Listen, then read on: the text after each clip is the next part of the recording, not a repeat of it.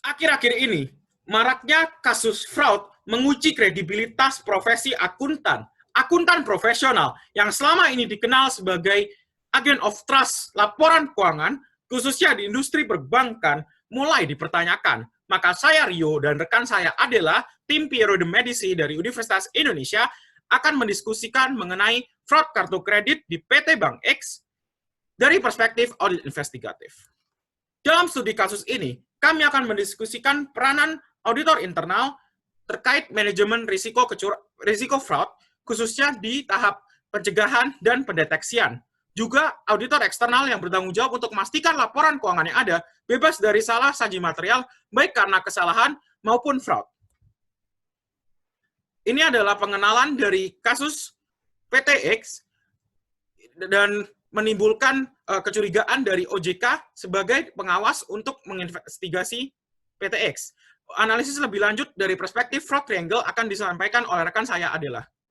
Selanjutnya, auditor eksternal PTX gagal dalam melaksanakan fungsinya, yaitu audit atas laporan keuangan historis. Dalam audit team meeting, risiko fraud dalam perusahaan tidak tersampaikan dengan baik. Selain itu, pengujian pengendalian tidak dapat mendeteksi risiko fraud yang ada. Respon yang diberikan atas risiko fraud yang ada pun tidak memadai, sehingga auditor eksternal tidak mampu menentukan bukti yang cukup dan layak.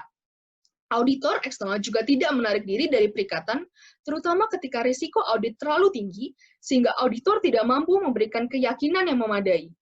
Terakhir, auditor eksternal juga tidak berkomunikasi dengan regulator, khususnya OJK, melalui laporan insidentil.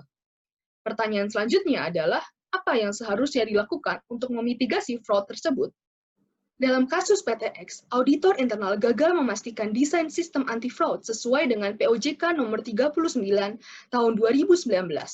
Selain itu, auditor internal juga gagal mendeteksi fraud modifikasi data kartu kredit. Namun, voluntary restatement menunjukkan fungsi auditor internal yang baru berjalan dengan baik. Berdasarkan analisis fraud triangle, terdapat 3 elemen utama yang menyebabkan fraud tersebut. Elemen pertama yaitu tekanan berasal dari window dressing dan sistem insentif yang ketat. Elemen kedua yaitu peluang terjadi akibat awareness nasabah rendah dan sistem kontrol internal yang lemah. Kedua elemen tersebut kemudian memunculkan rasionalisasi, yaitu perasaan tidak ada yang dirugikan, yang pada akhirnya membentuk kultur perusahaan yang menormalisasi terjadinya fraud. Jika demikian, bagaimana peran auditor internal dan eksternal dalam PTX? Isu utama yang dihadapi oleh PTX adalah voluntary restatement yang dilakukan untuk periode 3 tahun terakhir. Restatement tersebut dilakukan akibat kesalahan pada akun pendapatan berbasis komisi, sehingga jumlah yang tercatat mengalami overstatement yang signifikan. Overstatement tersebut berasal dari overstatement iuran tahunan nasabah yang disebabkan oleh peningkatan kartu kredit. Peningkatan tersebut terjadi akibat adanya modifikasi data kartu kredit dengan cara membuatkan aplikasi kartu kredit fiktif, mengirimkannya kepada nasabah yang tidak mengajukan permohonan, dan mengaktifkan kartu kredit tersebut secara otomatis atau biasa disebut dengan unauthorized account opening. Modifikasi data kartu kredit ini merupakan jenis fraud pada laporan keuangan menurut SCFI, tepatnya tergolong sebagai pendapatan fiktif yang menyebabkan overstatement pendapatan. Selain itu, tindakan ini juga termasuk dalam jenis rekayasa atau manipulasi dokumen pembiayaan menurut POJK nomor 39 tahun 2019 akibat ketiadaan dokumen permohonan perjanjian kredit.